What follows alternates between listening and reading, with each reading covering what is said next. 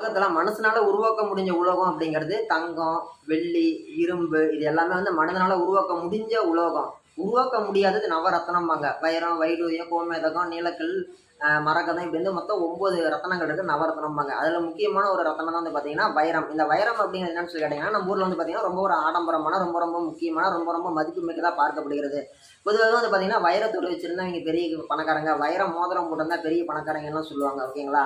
அந்த வைரத்துக்குள்ளாட்டி அப்படி என்னதாய்யா இருக்குதுன்னு சொல்லி கேட்டீங்கன்னா, அத பத்தி பேசுறதுக்கு நெறைய இருக்கு. என்னன்னு சொல்லிட்டோம்னா, அந்த வைரத்த கொண்டு போய் நம்ம வந்து ஒரு வைர மோதிரம் இருக்கு. அந்த வைர மோதிரத்த எடுத்து போய் அடமானம் வைக்கிறோம் அப்படின்னா, நகைக்கடையில என்ன பண்ணுவாங்க? அடமானம் வாங்குறவங்க என்ன பண்ணுவாங்க? அந்த வைர கல்லுக்கு மதிப்பு எடுத்துக்க மாட்டாங்க. அத சுத்தி இருக்குது பார்த்தீங்களா தங்கம், அந்த தங்கத்துக்கு தான் மதிப்பு எடுத்துக்குவாங்க.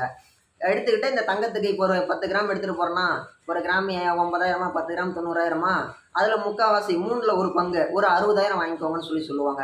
நம்ம அந்த 60,000 ஒரு வைர மோதிரத்த வச்சு ஒரு 60,000 வாங்கி தரோம். ஓகேங்களா? அதாவது அதில இருக்கக்கூடிய வைரக்கல்லு காஸ்ட்லியா வாங்குன வைரத்துக்கு மதிப்பு இல்ல. அந்த வைரம் பதிச்சிருக்கக்கூடிய உலோகமாகிய தங்கத்துக்கு தான் மதிப்பு. அந்த வைரம் ஏன் மதிப்பு இல்லன்னு சொல்லி கேட்டீங்கன்னா, அந்த வைரம் அப்படிங்கிறது வந்து பார்த்தீங்கன்னா, அது வந்து ஒரு இவங்க தங்கம் மட்டும் தான் அடமானத்துக்கு வாங்க, வைரத்த அடமானம் வாங்க மாட்டாங்க. அதனால தான் வந்து அதுக்கு அவங்க இம்பார்ட்டன்ஸ் குடுக்குறதில்ல. பொதுவாவே வந்து வைரம்னா என்னன்னு சொல்லி கேட்டீங்கன்னா, இந்த எர்த்ல 1000 ஃபீட்ஸ் டெப்த்ல மில்லியன் இயர்ஸ்க்கு முன்னாடி உருவான ஒரு பீஸ் ஆஃப் கார்பன் தான். ஓகேங்களா? இதுதான் வந்து வைரம். இது வந்து பார்த்தீங்கன்னா, இதில மொத்தமா வந்து வைரத்த 4 விதமா பிரிக்கிறாங்க. ஓகேங்களா? 4C அப்படின்னு சொல்லுவாங்க ஆங்கிலத்தில. என்னன்னு சொல்லி கேட்டீங்கன்னா, கட், கலர், கிளாரிட்டி, கேரட். ஓகேங்களா?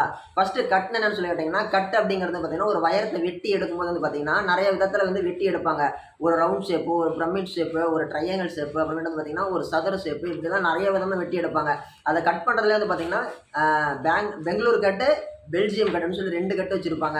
ஒரு குறிப்பிட்ட காலகட்டங்களுக்கு முன்னாடி ஒரு 20, 25 வருஷம் முன்னாடி வந்து பார்த்தீங்கன்னா, இது வந்து பெல்ஜியம் கட் டைமண்ட், இது வந்து பெங்களூர் கட் டைமண்ட். இது வந்து ரொம்ப மதிப்புமிக்கதுன்னு சொல்லி தான் சொல்லுவாங்க. இது வந்து இத்தனை முகங்கள் இருக்குது, இத்தனை கட் பண்ணியிருக்கோம், இதுக்கு வந்து அவ்வளோ வேல்யூவேஷன் இருக்குது. இது ரொம்ப ரொம்ப இம்பார்ட்டன்ஸான ஒண்ணு அப்படின்னு சொல்லுவாங்க. இது வந்து ரொம்பவும் ஒரு ஒரு ஒரு ஆச்சரியமா பார்க்கப்பட்டுச்சு ஒரு காலகட்டங்கள்ல. ஓகேங்களா? அது எங்க கட் பண்றாங்க, எத்தனை ஷேப்ல கட் பண்றாங்கங்கிறத வந்து பார்த்தீங்கன்னா, ஃபர்ஸ்ட்டு சி. 2வது கலர். கலர்லயே வந்து பார்த்தீங்கன்னா, வைரத்திலேயே ரொம்ப பிரைட்டா இருக்கிறது வந்து பார்த்தீங்கன்னா, DEF இந்த இந்த 3 தான் வந்து பார்த்தீங்கன்னா, ஃபர்ஸ்ட்டு பியூர் ஒயிட்டா இருக்கிறது வந்து பார்த்தீங்கன்னா, ஏபிசிடில எப்படி ஆல்ஃபாபெட்ஸ் இருக்குங்களா, அதில வந்து பார்த்தீங்கன்னா, DEFGHIJKL இப்படிலாம் ஒவ்வொரு விதமா பிரிப்பாங்க. DEF அப்படிங்கிறது பியூர் ஒயிட்டு. அதுக்கு கீழ கொஞ்சம் கொஞ்சமா ஒவ்வொரு நம்பர் போக பார்த்தீங்கன்னா, அதில வந்து மஞ்சள் தன்மை, வைரத்திலேயே மஞ்சள் கலர் கொஞ்சம் பழுப்பு கலந்த மாரிலாம் வரும். இதெல்லாம் வந்து பார்த்தீங்கன்னா, வைரத்தோட பிரிவுகள். ஃபர்ஸ்ட்டு குவாலிட்டி அப்படிங்கிறது DEF. ஓகேங்களா? இது அடிப்படையில வந்து பார்த்தீங்கன்னா, நம்ம தமிழகத்தில மெட்ராஸ்ல இங்கலாம் வந்து பார்த்தீங்கன்னா, மெட்ராஸ், கோயம்புத்தூர், திருப்பூர் இங்கெல்லாம் வந்து பார்த்தீங்கன்னா, DEFன்னு சொல்லக்கூடிய காஸ்ட்லியான டைமண்ட்ஸ் மட்டும் தான் விக்கிறாங்க. ஓகேங்களா? கட்டு பார்த்தாச்சு, கலர் பார்த்தாச்சு. அடுத்து கிளாரிட்டி. கிளாரிட்டினா என்னன்னு சொல்லி கேட்டீங்கன்னா, பூமியில வந்து மில்லியன் இயர்ஸ்க்கு முன்னாடி உருவாகக்கூடிய அந்த பீஸ் ஆஃப் கார்பன் டைமண்ட் என்னன்னு சொல்லிங்கன்னா, அதில வந்து டஸ்ட் பார்ட்டிகிள்ஸ்லாம் போய் ஃபார்ம் ஆகும். சின்ன சின்ன நுண் துகள்கள், கருப்பு துகள்கள் போய் அந்த வைரத்துக்குள்ளாடி ஒட்டிக்கும். இதத்தான் வந்து பார்த்தீங்கன்னா, நம்ம தமிழ்ல வந்து வைரத்தில தோஷம் இருக்குதுன்னு சொல்லுவாங்க. அதாவது வைரத்தில வந்து தோஷம் இருக்கிற வைரம் இது. தோஷம் இல்லாத வைரம், அந்த கருப்பு புள்ளி இல்லாத வைரம், தோஷம் இல்லாத வைரம். கருப்பு புள்ளி இருக்கிறது தோஷம் இருக்கிற வைரம்னு சொல்லுவாங்க. ஓகேங்களா? இந்த வைரத்த வந்து பார்த்தீங்கன்னா, சுத்தம் பண்ணும்போது அத தொடச்சு அந்த டஸ்ட் பார்ட்டிகள் எடுத்துட்டாங்க அப்படின்னா, இந்த வைரம் தோஷம் இருக்கிற வைரம். அது நீ தெரியாம வாங்கிட்டன்னு சொல்லுவாங்க.